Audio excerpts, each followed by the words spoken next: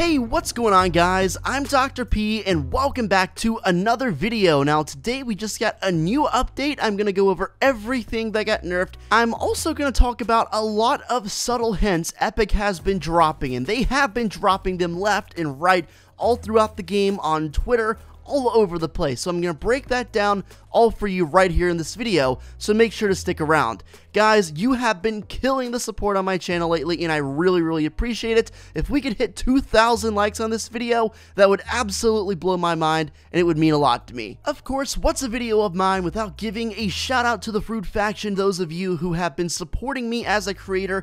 I really appreciate it. If you're ever buying V-Bucks, make sure to throw my code on there, Pineapplez YT, and send me a screenshot for a shout out in the next video. So what I thought I'd do to start out this video is go over some of the main patch notes from the update that went live this morning. So of course the 14 days of Fortnite event has been extended through the rest of this week, so if you didn't complete any of those challenges, you can actually go and do so and get any of those rewards you might have missed, which is an awesome gesture by Epic Games because they did not communicate the end date of this event originally very well. There were some confused players, so they decided to bring it back for a week. The X4 Stormwing, which of course is the plane, got a bunch of adjustments. It got a lot of nerfs, so the knockback damage a player receives after being hit by the Stormwing has been decreased to 70%. Damage done to the Stormwing from colliding with structures has been increased by 50%. Honestly, that's a big one for me, because before you could fly right into structures, right into walls, anything you wanted, and barely take any damage. Impact damage reduction while boosting through structures reduced from 50 to 25%. The spread of the machine gun on the plane has been increased by 75%, so that means it's a lot harder to shoot accurately with the Stormwing because it's going all over the place now.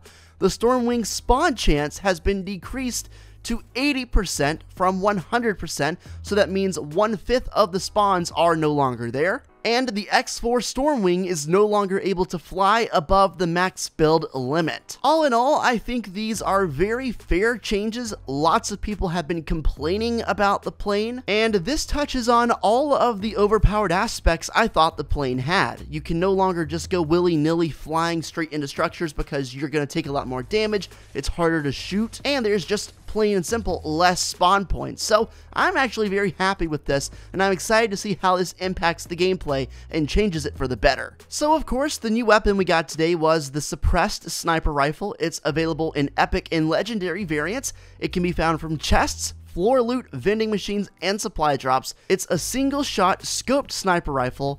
The suppressor makes for a quieter shot, trading stealth for power, so it's not going to be as strong as a sniper, but it does keep you a little bit more discreet. The 6-shooter revolver has been vaulted, and the burst assault rifle uncommon, common, and rare variants have also been vaulted. Dual pistols, on the other hand, are back in the game. Dynamite is going to be dropping 40% less, and here's what I bet a lot of you guys wanted to hear, the boombox adjustments. Well, it's going to be dropping 1/3 less of the time. The drop rate has been reduced by 33%. The health has also been reduced by 1/3 from 600 to 400, and the duration was reduced from 25 seconds to 18 seconds. This is definitely a start. I still feel like the boombox has basically no counter, but I mean, I'm happy they did something, and I figure at some point in the future, they'll probably have to do even more nerfs to it. Let me know in the comments section down below if you're satisfied with these nerfs, because obviously people were complaining heavily about the boombox and the planes, and they took care of a lot of aspects of those two items, but you know, I don't feel like the boombox got quite enough. I feel like the plane is probably okay, very fair nerfs to the plane, but like I said, I just want to hear what you guys have to say. Switching gears now, I actually got hit up on Twitter by my boy Onslaught, and he was telling me you can actually destroy one of the dragon eggs, and the rest of them seem to be indestructible. So I actually followed his tutorial, which basically just said break the roof right above the room with the dragon eggs. So I went to the place and I essentially broke the roof. Sure enough, the giant egg closest to the wall, the northern wall, was destroyed. I even threw down clingers, and I previously tested it with a boombox and other grenades and stuff like that.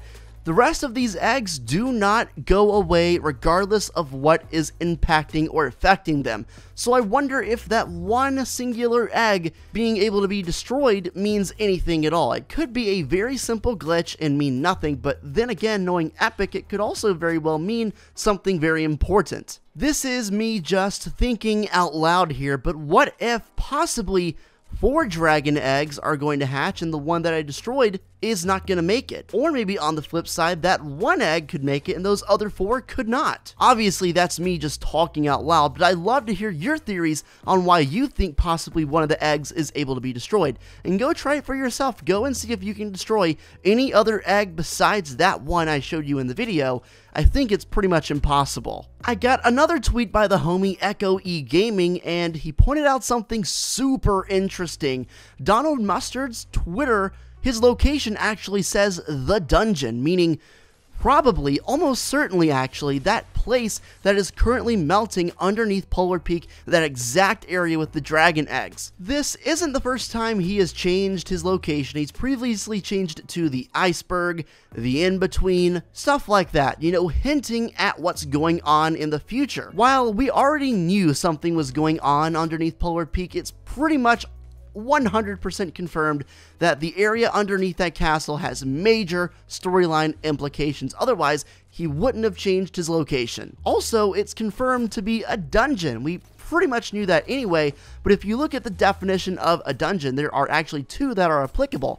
The first one is a strong underground prison cell, especially in a castle. And the second one is simply to imprison someone in a dungeon. So clearly this place is underneath the castle, so it fits the mold, and it looks like there are going to be prisoners, someone being held captive in this dungeon. I mean, there are torture chambers and torture equipment in there too that are all bloody, signifying someone or something has previously been tortured and possibly killed. It's a very small and subtle hint by Epic and by Donald Mustard to put his location as the dungeon, but the implications go far beyond what any of us could really expect at first glance. I'm extremely excited about the future of the castle. I checked it, I was going to give you guys an update today like I usually do, but really, nothing's changed. It seems like in the last 24 hours, there's been almost 0 melting, at least none that's noticeable, and none that I could point out to you. I'm assuming in the coming days, coming weeks at least, we'll start to get some more meltings, some more updates, and get deeper and deeper into that room. And of course, I'll be here to keep you updated every step of the way. So by this point, it's no secret that Kevin is showing up in the lobby for almost every person who doesn't play on mobile. That is at least my theory, and based on everything I've seen from people tweeting me pictures, that's what it looks like. So with Kevin being in the loading screen and all of the theories about him coming back in some way later on this season, Epic dropped a bombshell. At least I think so, that a lot of people just haven't thought about, and when I looked at it, I was shocked and knew it probably meant something, and I needed to share it with my fans. I want you guys to take a look at the item shop. This is me just moments ago going to the item shop and showing you guys what's available. The Dark Bomber is back, and this of course is the same Dark Bomber that the Cube created from the Bright Bomber. Coincidence? I think not. You can see all of those runes surging through her. You've also got the pickaxe, which looks a lot like the Dark Llama we've been talking about. And then, of course, you've got the glider. So the whole set of the Dark Bomber is back in the item shop. And again, this comes at a time right when we've been talking about Kevin, right when he's showing up in the lobby screen. So I do not think this is a coincidence. Also, that's not it. Look at this pickaxe that's in the shop. It's called the Dragon Axe, and this comes right when there are a bunch of eggs that we think are dragon eggs underneath the castle.